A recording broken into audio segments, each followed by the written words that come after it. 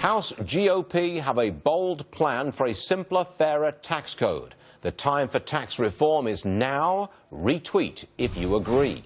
Meanwhile, Budget Director Mick Mulvaney says they will start with the tax code from scratch. Roll tape. We're going to take the tax code back to a blank piece of paper and rebuild it from the ground up in the proper fashion in order to help people get back to work.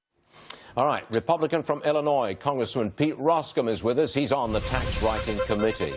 Congressman, didn't like the sound of that from the Budget Director. You go back to a blank piece of paper, start from scratch on the tax code, and you're talking a long, long time. What do you make of what he had to say? Look, I think they're not necessarily mutually exclusive statements. That is Kevin Brady's assertion that we've got a blueprint. Let's move now. We've been waiting for a while now to hear from the White House what their plan is. My instinct is that they're further along, that comment actually lends us to believe. But the bottom line is there's an urgency now, Stuart, to tax reform. It's clear that our economy is going to be sort of stuck in a middling position for a while unless we take advantage of this moment. So we've got a plan in the House. We're waiting for the White House plan. And look, and you've got to be worried about the White House because we're not sure who runs economic policy out of the White House. Gary Cohn looks like he's the guy in charge at the moment, and he's centre-left. And he's looking at a carbon tax, and he's looking at the border tax, and all the rest of it. You can't be happy about that, can you?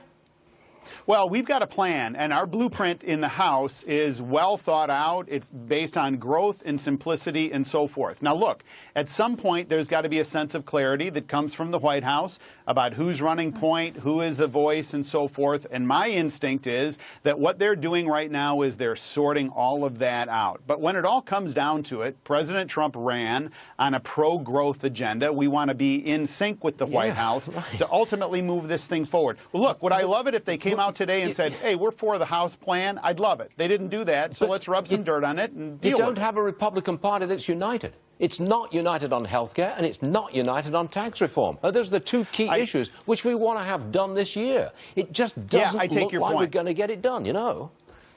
Right. So I think separate those two things out. We would be in better shape now if we had passed the aspirational bill on health care during the past several years. We didn't do that, but had we done that, we'd be in better shape now.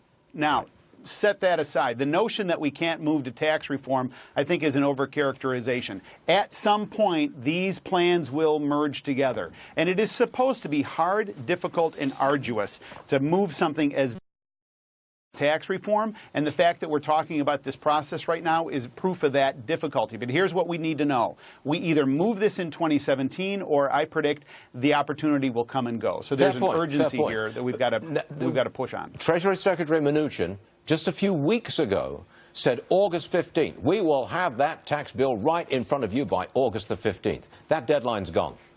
I think you'd agree with that. It's not going to happen at least until the fall.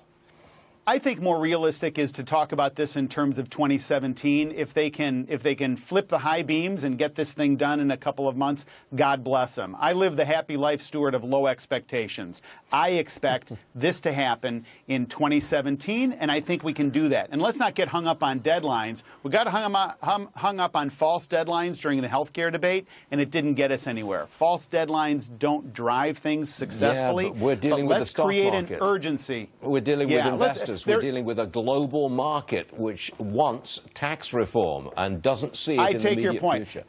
Right. And so what we're communicating is urgency. Sure. You know, look, I've been going backwards and forwards on this for months now. I want to ask you about Lois Lerner.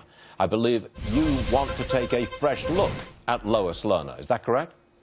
That's correct. Look, the Obama administration was very dismissive about the crimes that we believe Lois Lerner committed. And those are strong words that I'm using, but the House Ways and Means Committee voted out a criminal referral to the Department of Justice, which was completely dismissed by the Department of Justice.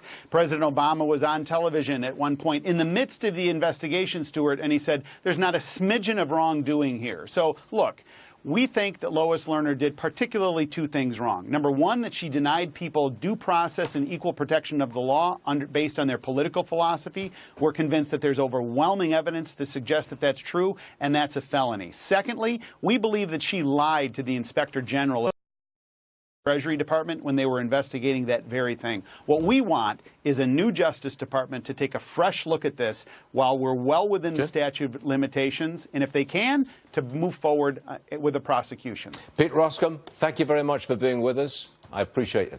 Thanks very much, sir. Thank you, Stuart. I always get